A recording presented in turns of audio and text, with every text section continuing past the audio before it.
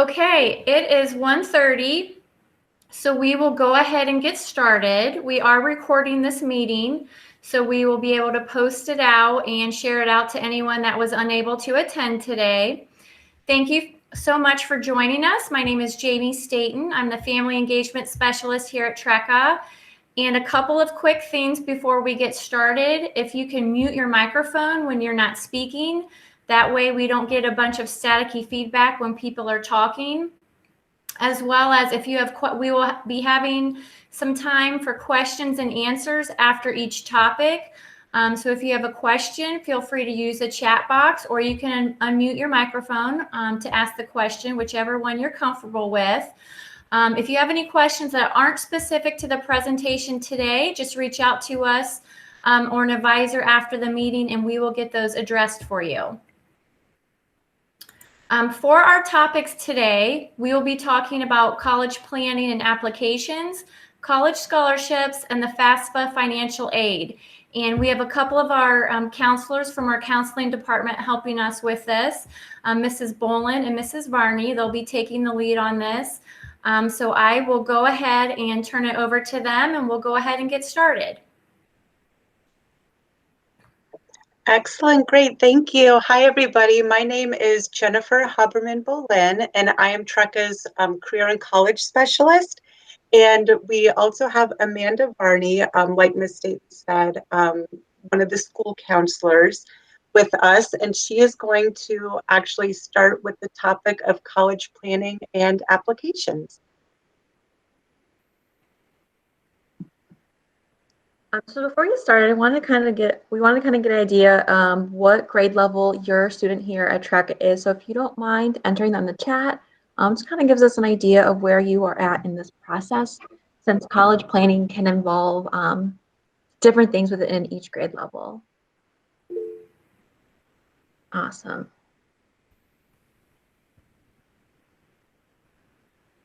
All right, thanks for sharing that. We'll keep that in mind when we go over this presentation based on where your student is at. So to kind of get us thinking about each topic, we have some Mythbuster questions throughout this presentation. So and feel free to put this answer in the chat. The first question is, college planning begins your senior year.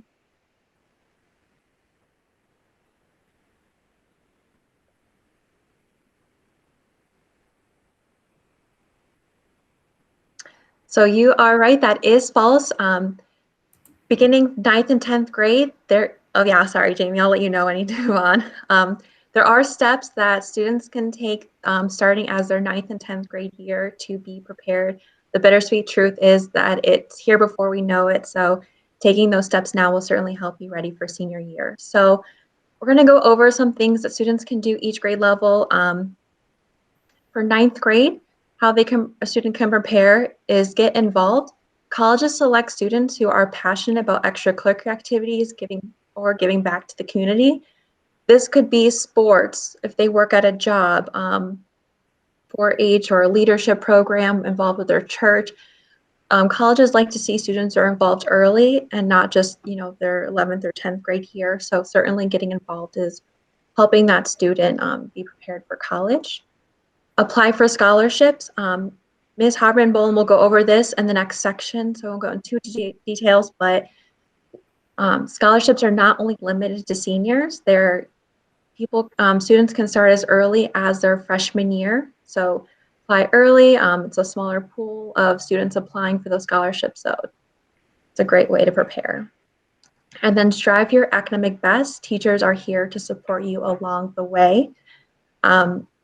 Students, the grades that they earn in their classes, that goes towards their overall GPA, and that GPA is used for college admissions. So starting off on a strong note will help them not have to stress more about that their senior year. As they go on in their career in high school, it's harder to raise that GPA, so it's good to start on that strong note. So for 10th grade, some things a student can do is start thinking about their future. Based on their path, they might not need a 4-year degree. They might just need a 2-year trade school, an associate's, or even a career center in your home district might be able to give them the certification that they need for that job that they're looking for. So definitely something to keep in mind their 10th grade year, as some of those programs can be started as early as 11th grade. And then just continue to strive for your academic best and apply for scholarships. And of course, TDA staff are here to help students be successful. Are there any questions specific to this slide?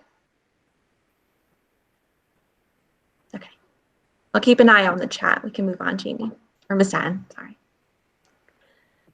So 11th grade, some ways that you can prepare is take the ACT or SAT. 11th graders are going to have one free opportunity to take the ACT their junior year. Typically, this exam does cost around $60, it changes every year. So a good rule of thumb is, but it's not required to take the ACT and SAT. And then whatever you score higher in, but if you score higher in the ACT and you want to improve your score, go ahead and retake that ACT. However, it's not necessary.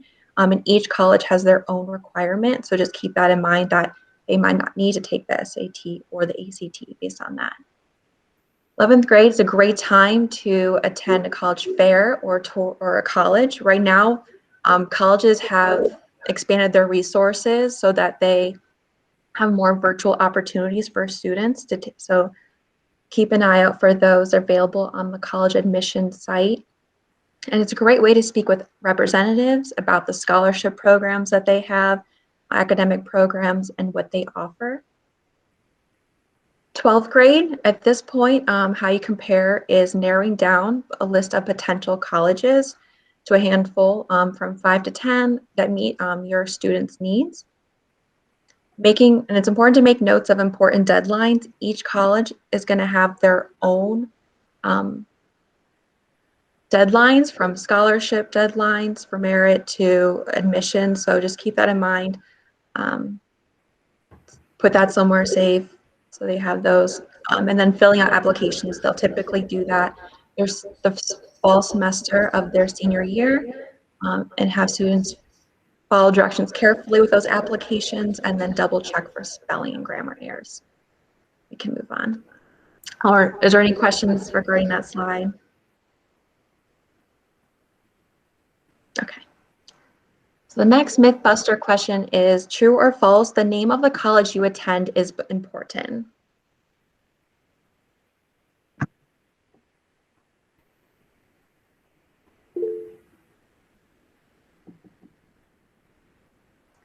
Correct. So it is not important the name of the college that your student attends. What's most important is that they are finding a college that best fits them. Each college has their own programs, and we're going to go over this in the next slide of what they offer that's going to help them find a college that's going to help them be successful. So some qualities for them to take in consideration when looking at colleges is enrollment. Are they going to be successful in a college that like Ohio State or Ohio University that offers a large campus for them to blend in, offers various programs, where their lecture classes though might be 200 students, where with the smaller enrollment such as Denison or Otterbein, they might get that more one-on-one attention and that sense of more of a community. So that's something taken in consideration with enrollment. Location. Would your student be successful? I'm sorry about that. I turned my phone off. Location.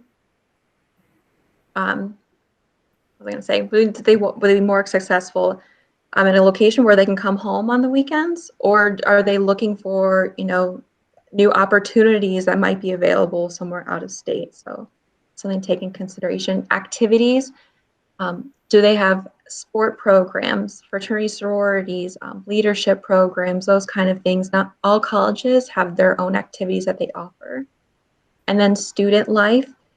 Some colleges, they'll have all freshmen, they have to be in dorms and no cars allowed, so that students, are building those relationships and becoming familiar with the campus. Whereas maybe at Columbus State, where students are more commuting more, you'll find that more with community colleges. Cost or financial aid packages. Is cost a major factor? Each college is going to offer different financial aid packages. Ms. Haberman-Bowen will go over that later presentation. Private schools, they might offer bigger financial packages because their tuition's more, but compared to community colleges or smaller schools. And then academic offerings. Are they looking for based on their career choice, it's important to make sure that they have the major to prepare them for that career. And so all of these qualities help your student find out what college is going to be the best fit for them, and it's important to focus on that when searching for colleges. Are there any questions regarding the slide?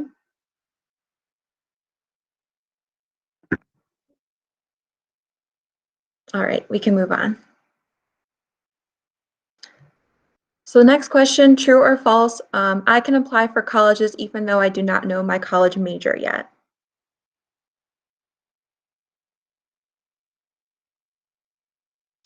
Yes, that is true. It's okay that your student does not know what they want to major in. They can even go in their freshman year of college undecided. So what's most important is that they are meeting those deadlines, because as time goes on their senior year, there are less spots for them in the college and there's less money. So don't let them, that shouldn't stop them from applying, is not knowing their major yet.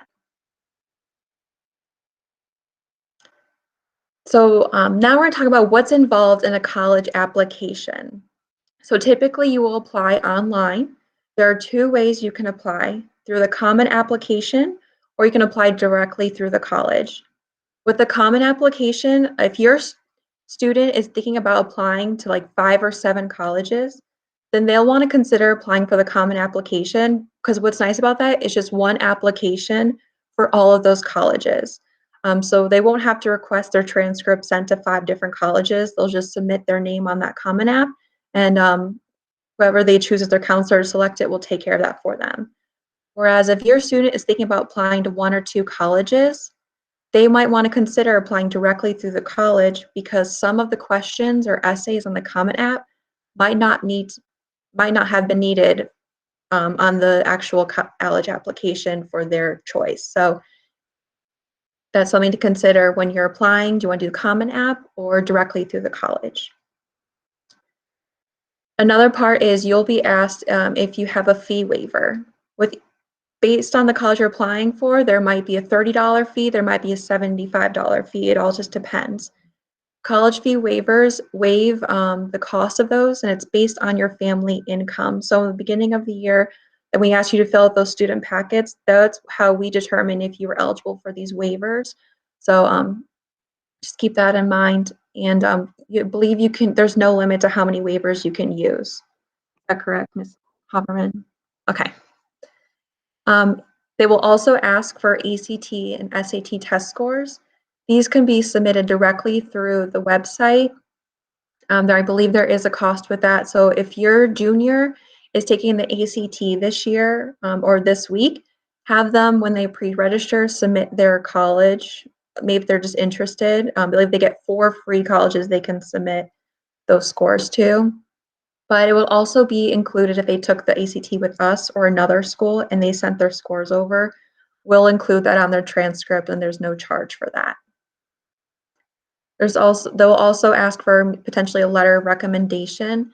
We ask that you give teachers or counselors or trusted mentor about 2 weeks ahead of time, just so that they can fill it out. And we ask that that student submits either a resume or a list of activities that they're involved in, just so we can make that letter of recommendation more personal to your student.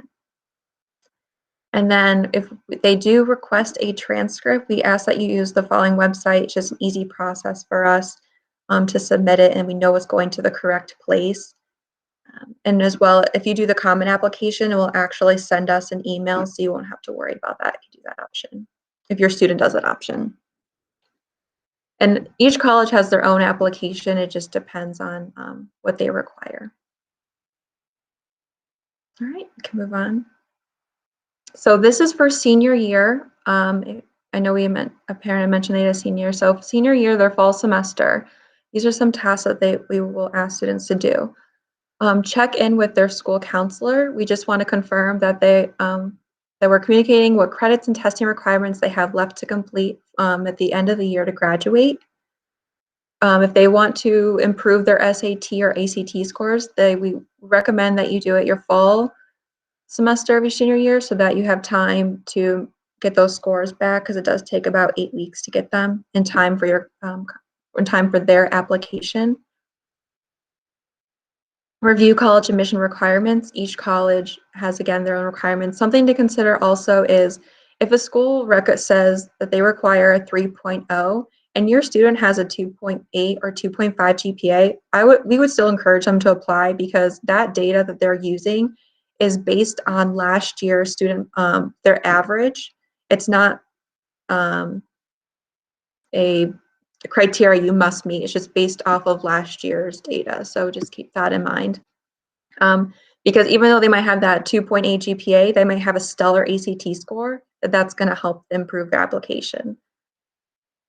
And so then fall semester, they're going to complete their college applications. We encourage students to complete them by November 1st, just so that if there's any scholarship opportunities that they have, they'll be eligible for those.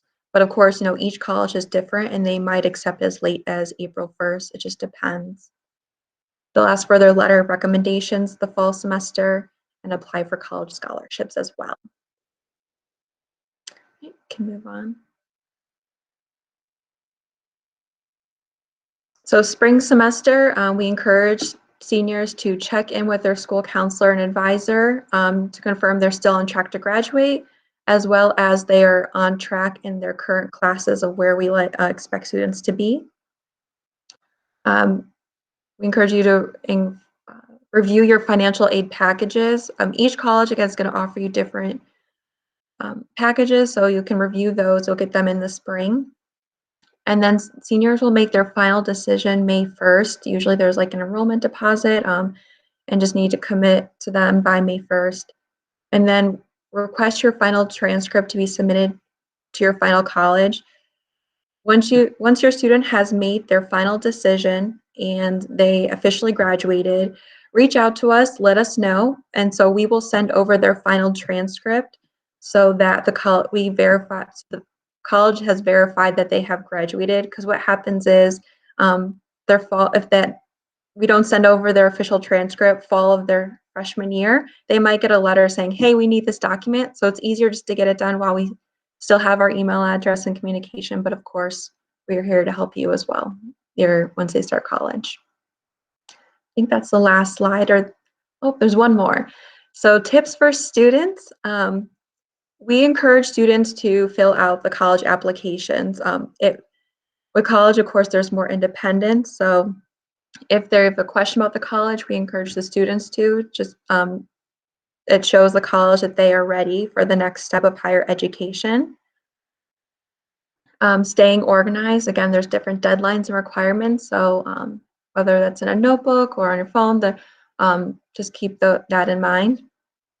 And then communicating, we encourage students to communicate, of course, with their parents, because Ms. Hartman will go over this, but there's like a part of the FAFSA as a parent you'll need to complete and communicate with the counselor, so we know if we need to complete a resume. There's parts that we need to do ahead of time. We have enough time to do. And then if you ask for a letter of recommendation to a teacher, encourage your student to let them know where they end up going. Teachers love to hear that positive news, so just let them know. And then reminding your student to focus on the right fit for them and not the name of the school, to help them be successful. And there's no need to panic. We are here to help students, so we're here to help you along that way.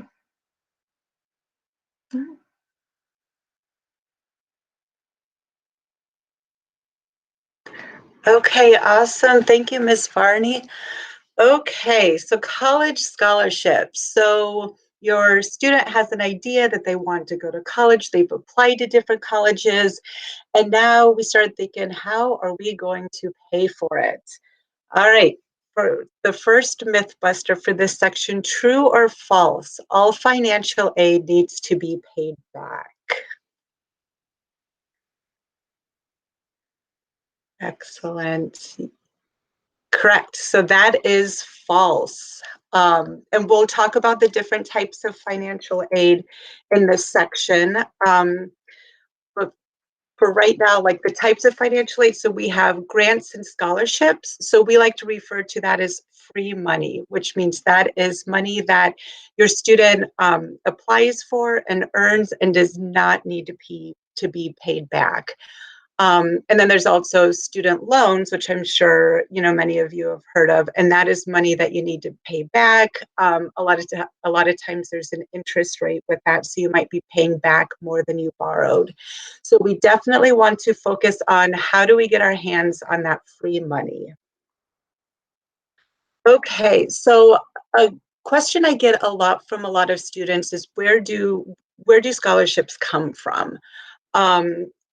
The answer to that is not so simple, but they come from lots of many different areas. So there's private foundations. I know here there's Marion Community Foundation where your student can fill out one application and it will go out to 5 or 10 different scholarship opportunities. There's Columbus Community Foundation. I think Delaware has one. So I encourage you, whatever county you live in, just to take a peek to see if they have a community foundation. It's kind of a one-stop shop for scholarships. Nonprofit organizations, a lot of times they will offer scholarships of their own. Different local agencies and programs.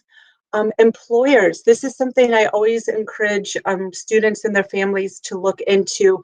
Do the employers offer a scholarship? And a lot of times employers will offer them for kids of people that work for them.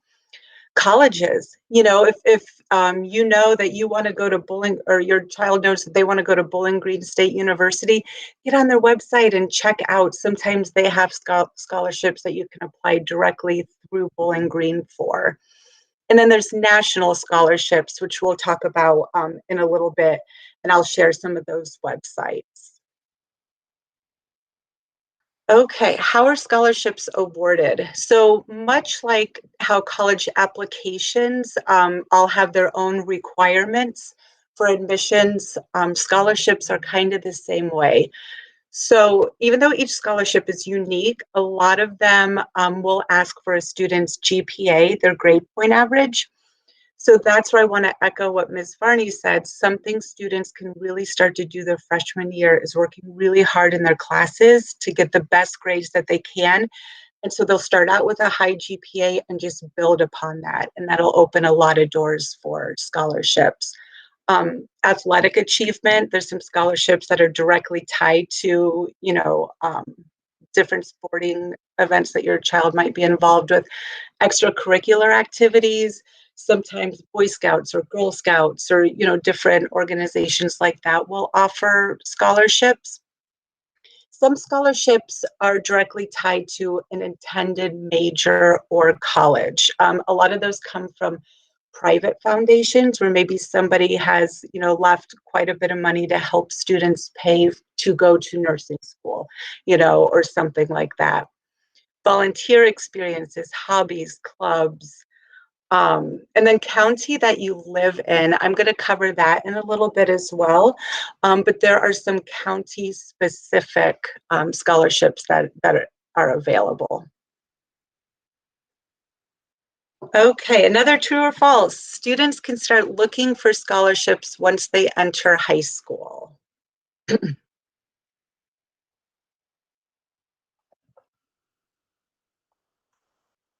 Yes, absolutely. The answer to that is true. Ms. Varney kind of touched upon that. Though a lot of scholarships are available to seniors, there are some that students as young as 9th grade or their freshman year that they can apply for. Okay, so when should I start looking for scholarships? Like I just said, most local scholarships are available for students to apply during their senior year. I don't know if you've ever heard anybody refer to scholarship season, but that's a lot of times when scholarships open up, which are usually in the fall and winter months with a deadline of, around March 1st. So that just has lovingly been named scholarship season. However, all high school students can search national websites for potential scholarships. Once again, they have all different deadlines, so you'll want to be mindful of that.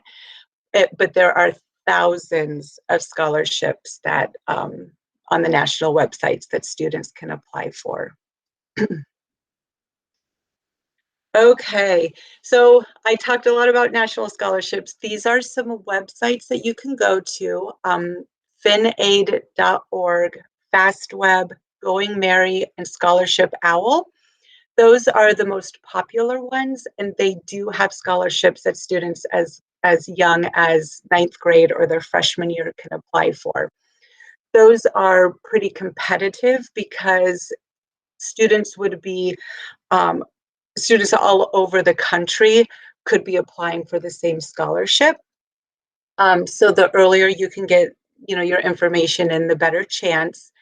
And then also, I have the Find Your Path Career and College Information Brightspace page. All TRECA students, 9th through 12th grade, have access to that page.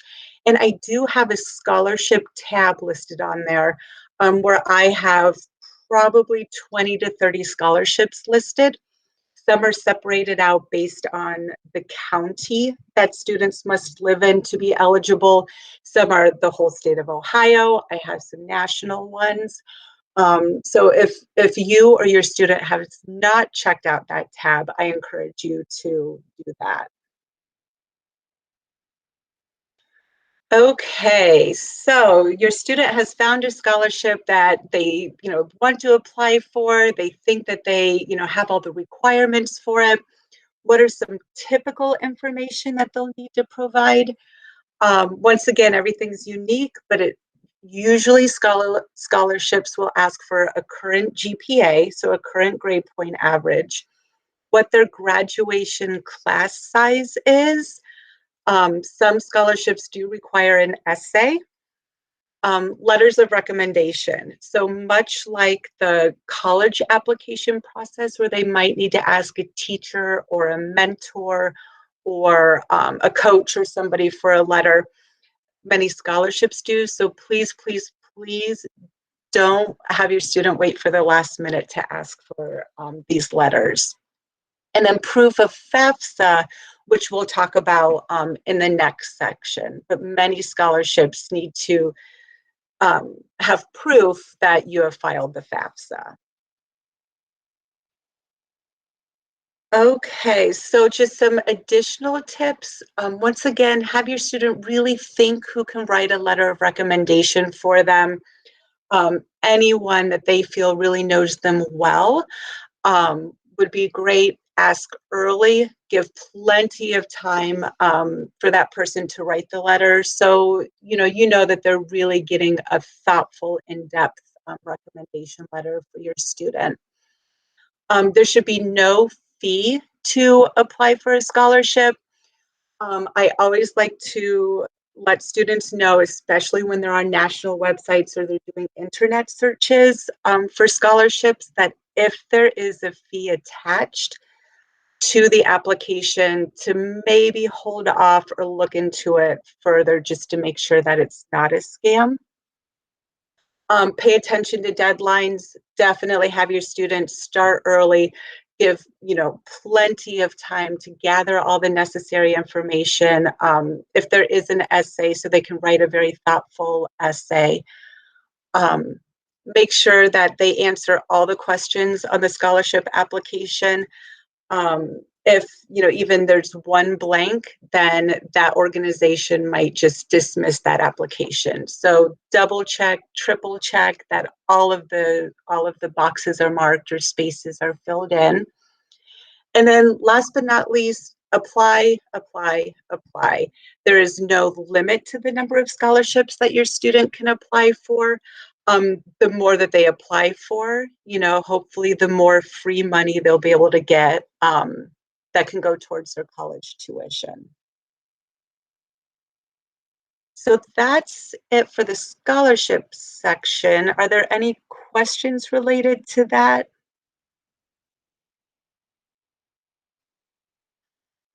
Oh, that is a great question. So the question is, oh no, I just lost it. Oh gosh. But it was, do students need to request several specific letters of recommendation, or will one or two generic letters work? Fantastic question. Um, I would, sometimes scholarships need like direct letters, as in, tell us about, your character, that sort of thing. So I feel like if students ask a mentor, teacher, coach, somebody who knows them really well, it might not hurt to get, specific letters to speak toward your student's character. And then also, some generic ones would be okay too. I usually recommend students get 2 or 3 letters of recommendation, because some colleges you might need just one, and a scholarship might ask for 2. So that's a great question. You are so welcome. Okay, any other questions, or should we move on to the FAFSA? Okay, so we're going to start off with a myth buster with the FAFSA.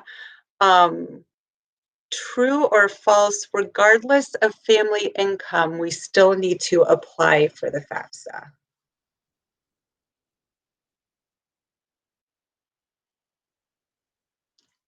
Excellent. Yes.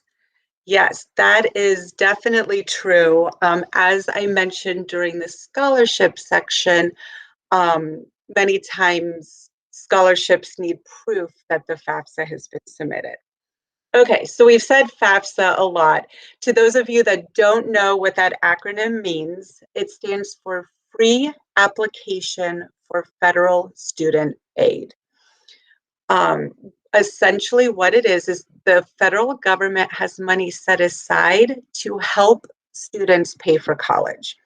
So the amount changes every year. Every year that your student is in college, you will need to submit your FAFSA. So students that attended college this school year, the 2020-2021 school year, students could be eligible for up to $6,345 that they do not need to pay back.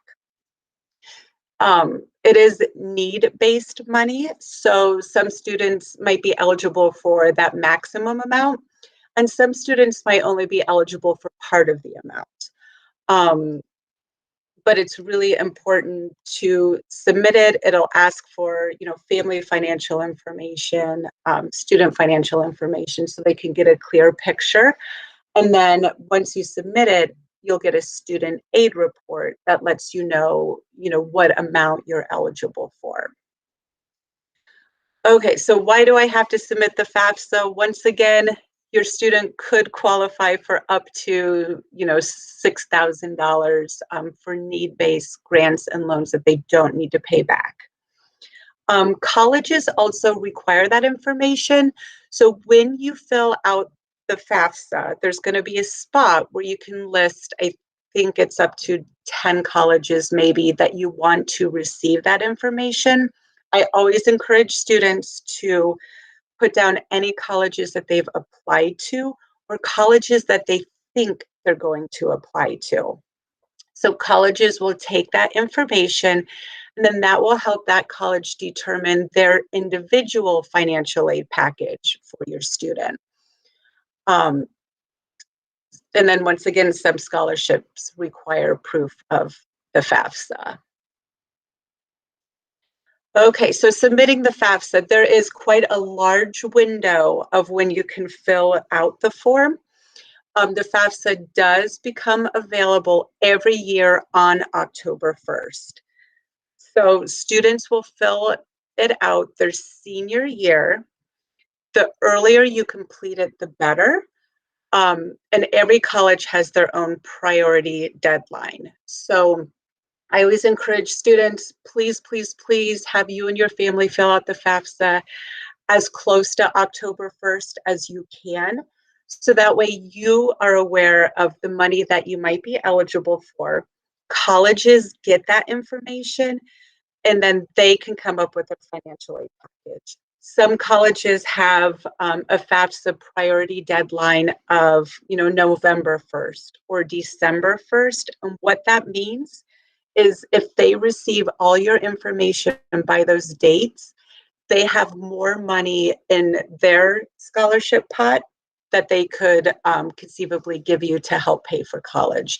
The longer you wait, and the later it is that the college receives that, sometimes the money has dwindled down that they have access to. So your student might not get quite as much as they could have if it were filled out earlier.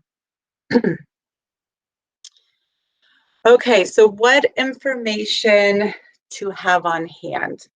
When you do the FAFSA, you'll definitely need your child's social security number and your social security number, your most recent tax return, records of any sort of non-taxable income, such as child support, a current bank statement, and then once again, the list of colleges that you want to receive the FAFSA information. And once again, list all the colleges that your child has applied to or is thinking of applying to.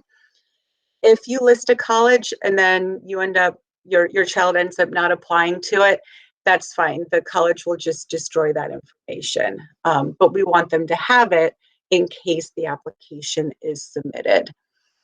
And then FSA ID. That will be the first step that you do, is create basically an account. So your student will create an account with their personal ID and password, and then you will need to create one. And then that's how you're able to electronically sign the application once it's completed. Okay, so where do you go to complete the FAFSA? FAFSA.gov. I took a screenshot on this slide so you can see what it looks like. That should be the only place that you go to complete the FAFSA. If you have never, once again, it's your student's senior year and you go to do the FAFSA. If you have never visited this website before, you'll click on the Start Here that's under the New to the FAFSA process, and then that will walk you through creating your FSA ID and then starting the FAFSA. I will say the form is electronic. It is very, very, very family friendly. If it asks a question and you're not sure exactly what they're asking, there's a little question mark off to the side. You can click that question mark. It explains the question more in depth. So they've made a lot of improvements to the website. So, and then of course, if you have any questions while you're filling out the FAFSA, please reach out to myself, reach out to the school counselor. We're all here to help. Okay, so for the FAFSA, I always encourage students, please, please, please write down your FSA ID and password. You will, because the student will be filling out the FAFSA every year that they are in college, it's really important to keep that ID and password because you will not be creating new accounts every year. You'll need to use the same account. The ID and password is very case sensitive. So if, say my ID is Jennifer Bolin, but the E in Jennifer, I capitalized when I was creating it, in my notes, I want to make sure I write it down exactly as I've created it. Once again, the FAFSA will be completed every year that the student will be attending college. So once again, keep everything safe. Submitting the FAFSA is free. So I encourage students and families, please don't use a company or website that charges to submit the FAFSA. Only use the official FAFSA website. And there should never, ever be a fee to submit that. And then I wanted to give my contact information on here. once again, I'm Trekka's Career and College Specialist. So, if you have any questions, please feel free to reach out to me. And I also encourage you to check out the Find Your Path Brightspace page that is on your child's Brightspace page. And then I also wanted to put the contact information for the school counselors. The letters that are in parentheses are the last name first letters. So Ms. Fitzpatrick Kirk works with students whose last names begin with A through DI.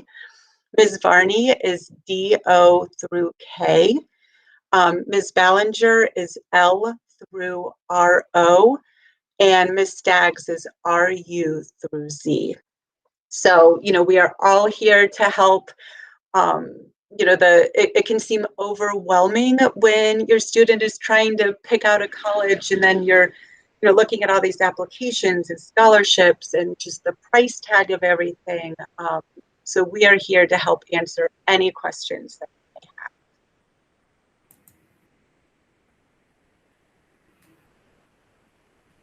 may have. Okay. Were there any specific FAFSA questions that anybody had?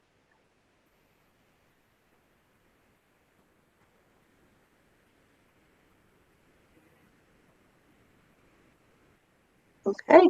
All right. I think that is it. Okay. Thank you very much. That was really good information to have. Especially one suggestion that I would have for the scholarships is sometimes I know different school districts that you live in, they have scholarship pages up also. You could snoop around on there. Maybe that'll give you an idea of an outside scholarship you could apply for. We do have a follow-up survey. If you would be able to complete that today, it just gives us feedback on how the topics were, and if you have ideas for topics in the future. I believe we put that link in the chat box if you would take a minute to do that. We do have a couple of meetings coming up in March. We will be posting these out in Brightspace as well, so be watching for them there. On March 16th, we will be talking about supporting students with disabilities, the suspected disability process, and then supporting students with sensory needs. And then on March 23rd, we'll be having our yearly federal programs review with parents, where we review our programs that we use to pay with federal funds, and we ask for additional feedback from parents for ideas and inputs that they may have. So this concludes our meeting today. Again, thank you for attending. We will post the recording out on the website on Brightspace for those that either want to go back and look at the information, or for those that were unable to attend.